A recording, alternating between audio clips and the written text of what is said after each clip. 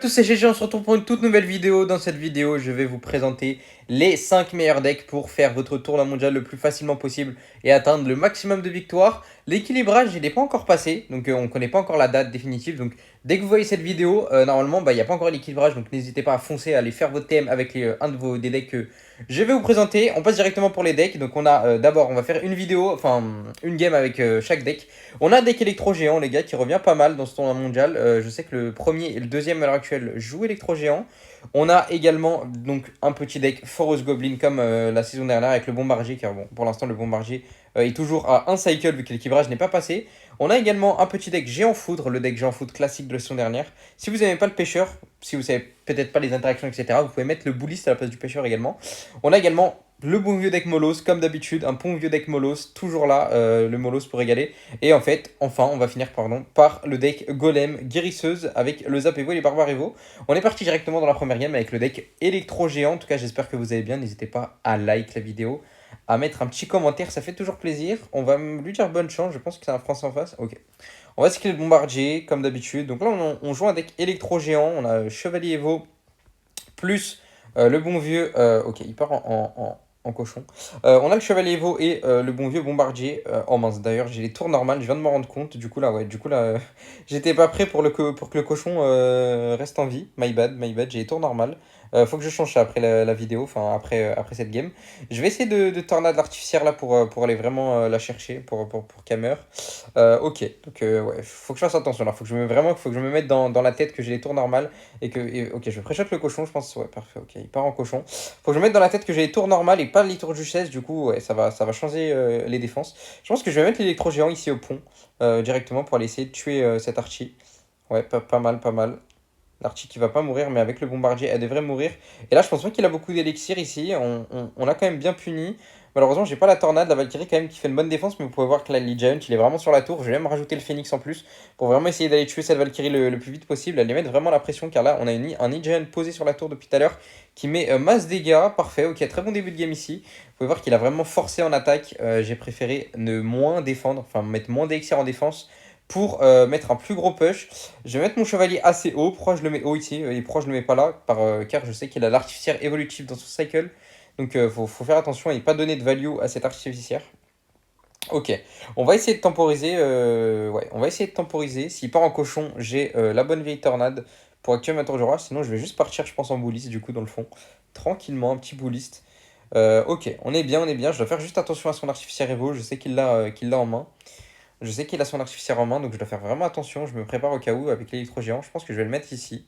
Ok, je vais activer ma tour du roi tranquillement avec la petite tornade. Magnifique. On prend 0 coup, les gars. Vous pouvez mettre en replay le placement de tornade pour prendre 0 coup. Je prépare une foudre au cas où il rajoute quelque chose. Sinon, on va laisser l'électro-géant. Ok, on va les foudre là. Comme ça va tuer hop, tout le monde et prendre la tour. Parfait.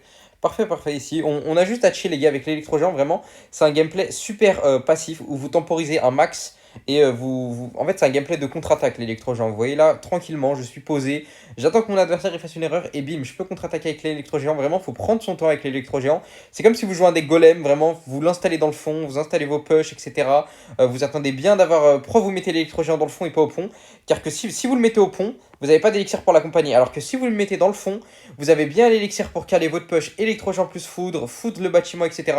Alors que si vous le mettez au pont, bah, vous n'aurez pas l'élixir pour foudre le bâtiment, vu que bah, ça coûte 7 plus 6, c'est un combo qui coûte super cher. Donc voilà, voilà, donc l'électro-géant, on construit les push dans le fond tranquillement. Si vous jouez passif, ça devrait le faire easy. N'hésitez pas à tester le tournoi mondial avec l'électro-géant si vous kiffez bien ce style de deck.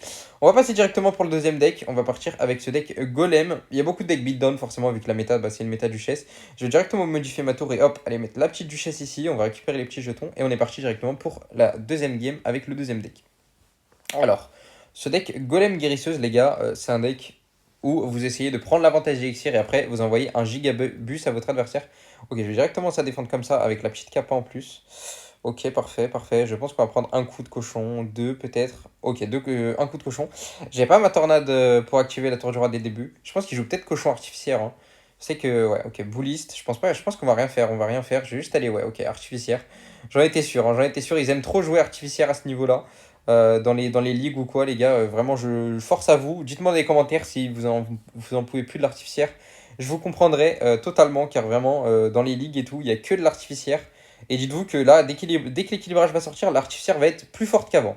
L'artificière, pour moi, elle a reçu un up, donc l'artificière Evo, les gars, vous allez en voir à toutes les sauces, vraiment, ça va être, je pense, une des meilleures Evo de la saison. Ok, donc là, je vais tranquillement mettre ma pompe, étant donné que je suis à 10 d'élixir et que je sais que si mes cochons chevaliers, bah, j'ai mes petits barbares. Ouais, ok, voilà, parfait. Il part en cochon chevalier, du coup, je vais juste aller mettre les barbares ici, ça devrait faire une très bonne défense.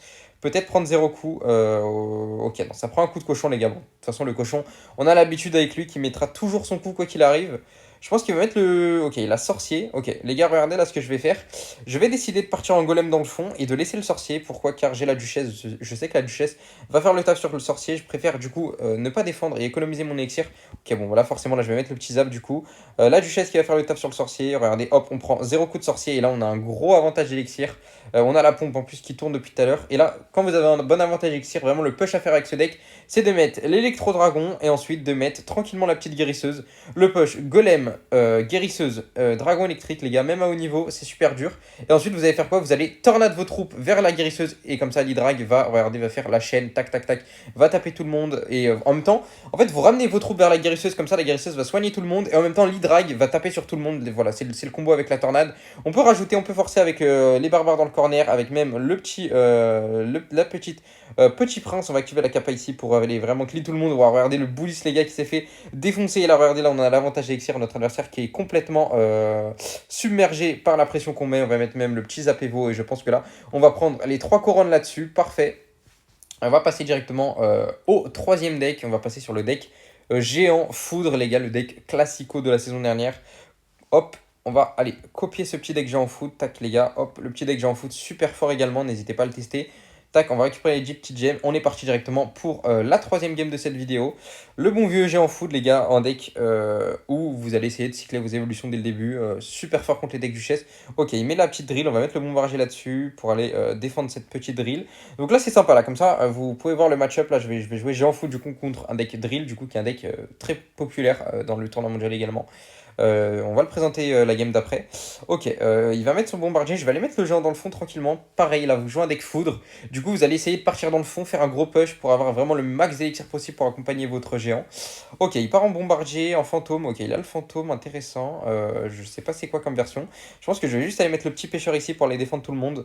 Ok, il part en tour à bombe. Je vais essayer de la foutre peut-être. Je vais sûrement essayer. Ok, ouais, regardez là, là. Du coup, regardez. Exactement la situation que je vous décrivais. J'ai vraiment économisé de l'élixir. Je suis parti dans le fond avec le géant. Du coup, j'ai eu l'élixir pour mettre mon combo avec la foudre et la combo dévastateur. On peut même aller forcer là au pont. Vu que là, je sais qu'il a plus trop d'élixir, le frérot. Il est vraiment en PLS d'élixir. Et là, vraiment, je vais aller forcer avec tout ce que j'ai. Et on va prendre la tour là-dessus. On va limite prendre la game car là, je vois pas en fait comment il va remonter. Dès qu'on a pris une tour face à un deck avec ce deck géant, on va se concentrer tout simplement sur la défense. Vous voyez exactement, c'est le scénario que je vous dis. Vous passez dans le fond, vous partez dans le fond avec les decks électro-géants ou géants. Bien sûr, partez dans le fond au bon moment. Partez pas dans le fond quand votre adversaire il peut vous punir et tout. Vous essayez souvent de partir dans le fond avec les decks électro-géants, etc., avec les decks golem, quand votre adversaire il a pas sa win condition en main. Pourquoi? Comme ça, si vous mettez votre golem dans le fond, votre adversaire il pourra pas vous punir, il sera obligé de défendre. Du coup, bah, s'il défend, il pourra pas vous attaquer et vous exposez pas, par exemple, à ce qu'ils vous prennent la tour sur votre timing golem, etc. Donc voilà, avec le géant, il coûte 5 d'élixir le géant, donc si vous le posez dans le fond, vous avez 5 d'élixir pour défendre. Donc c'est ok. Par contre, si vous posez un golem dans le fond ou un électro-géant, ça coûte 7 et 8, donc vous avez que 2 d'élixir et 3 pour défendre. Donc là, si votre adversaire décide d'attaquer vraiment, ça va être compliqué la défense. Alors qu'avec le géant, vous avez quand même une sécurité, étant donné qu'il coûte 2 d'élixir de moins qu'un électro-géant et 3 d'élixir de moins qu'un golem. Je sais pas si vous avez bien saisi, mais voilà, vous essayez souvent de partir dans le fond. Souvent, vous attendez le x2 avec ce type de deck, électro-géant golem. Car bah, vous avez plus d'élixir pour défendre du coup quand vous allez le poser dans le fond. Forcément, vu que votre élixir remonte plus rapidement, mais en fois, il faut faire super attention à vos timings avec des decks lourds. On part directement par le troisième deck, par le quatrième deck, pardon.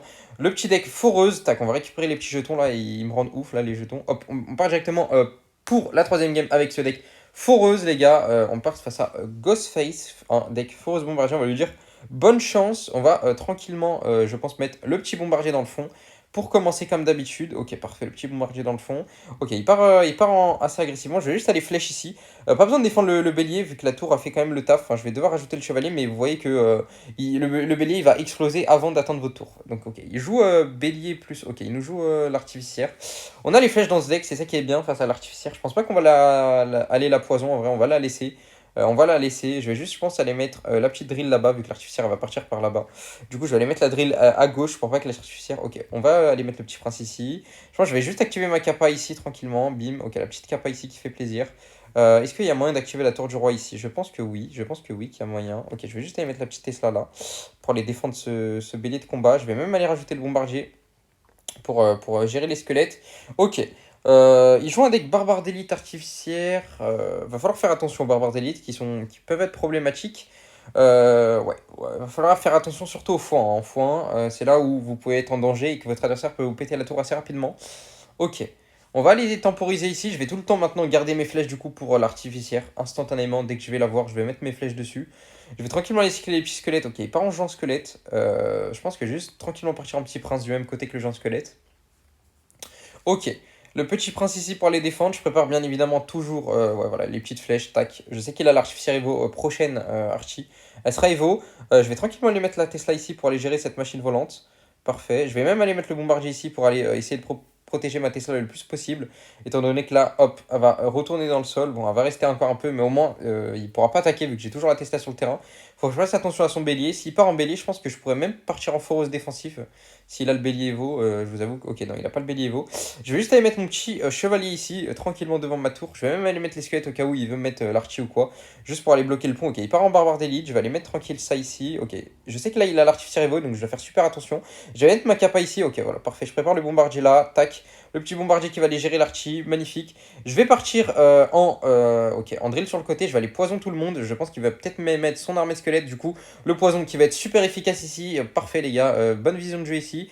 Là, le petit prince qui est sur la tour. Parfait. On va en plus là protéger le petit prince. Là, on va le protéger avec les petits squelettes. On peut tranquillement repartir en situation défensive. Tranquillement. On cycle notre bombardier. On cycle notre Tesla. On n'a pas à se précipiter. Tout va bien. On est toujours devant. Je vais, je pense, remettre la petite drill sur la tour ici. Parfait. En plus, regardez le bélier du coup qui va foncer sur la drill. Je vais même rajouter le poison. Je vais être super agressif ici. Vraiment, j'essaye de mettre un max de dégâts. On est quand même bien en défense, il vient d'utiliser ses flèches. Du coup, là, j'ai le petit bombardier qui va être free. On a en plus, hop, le petit chevalier. Je pense pas qu'on va rajouter les flèches là-dessus. Je vais juste aller mettre... ouais, je vais juste aller mettre la drill en vrai. Hein. Je vais juste aller mettre la drill. Je garde les flèches pour l'attaque au cas où il met l'armée de squelette. Je vais aller quand même mettre le petit poison ici, parfait, pour essayer de pré-shot peut-être l'armée ou quoi. La drill, est-ce qu'elle peut mettre des petits coups de gobelin? On va mettre un coup de gobelin, on va prendre la game là-dessus. Et on se retrouve directement pour la 5ème game. C'est parti pour le 5ème deck, bien évidemment le petit deck Molos. Bon, on va ouvrir la petite box en attendant. Tac, petite box, les gars, c'est gratuit. Hop, un petite box rare là au passage. Ok, 200 jetons communs. Bon, mes box en ce moment, c'est un peu flop. Les gars, j'ai peur moi du Molos. Vraiment, je vous le conseille sans vraiment vous le conseiller. Car en fait, dans les premières victoires, souvent vous allez affronter des joueurs qui jouent des decks sorciers, sorcières, etc. Et si vous jouez Molos, ça peut être vraiment compliqué. Donc, vraiment, Molos dans les premières victoires. Peut-être vous pouvez jouer Molos si vous avez passé les 10 victoires ou quoi, mais dans les premières victoires, il faut vraiment faire super attention avec le Molos. Je vais directement laisser le petit bombardier ici, je vais aller mettre les petites flèches sur la princesse. Avec ce deck Molos, vraiment, vous en foutez limite. C'est pas comme un golem ou un deck électro-géant où faut faire attention quand vous posez votre géant ou quoi, enfin, votre win condition. Là, limite, les joueurs Molos, ils s'en foutent, c'est exactement ce qu'ils veulent. Ils veulent trade tower. Eux, ils s'en foutent de la défense. Faut attaquer, vous mettez votre Molos, et vous défendez avec ce que vous pouvez, et faut surtout prendre la tour de votre adversaire. C'est ça en fait le gameplay Molos. Par exemple, là, je vais rien défendre, je vais juste mettre mon ballon derrière, tranquillement. Le petit ballon derrière le Molos. C'est exactement la situation qu'on veut. Je vais même rajouter le dragon de l'enfer.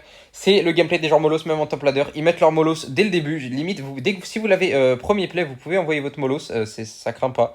C'est vraiment un bon play avec le deck Molos. C'est ce que vous allez faire. Là, je vais bloquer le méga chevalier. Comme ça, en fait, le dragon de l'enfer va toujours continuer à le focus. Ok, bon, il a changé de. Il a changé. Regardez, là, je vais même aller continuer à attaquer. Vraiment, je continue à attaquer. Je force, je défends rien. Même si je perds ma tour, c'est pas grave. Je sais que là, je vais pouvoir limite prendre son 3 couronnes dès le début. C'est le gameplay des decks Molos, les gars. C'est du all-in, c'est du bourrinage, c'est pas de défense. Donc voilà, vous prenez le 3 couronnes de votre adversaire. Tranquillement, les gars, j'espère que vous avez kiffé la vidéo. N'hésitez pas à like, à partager, à vous abonner, à commenter. C'était Chechi, on se retrouve pour une nouvelle vidéo. Ciao, ciao.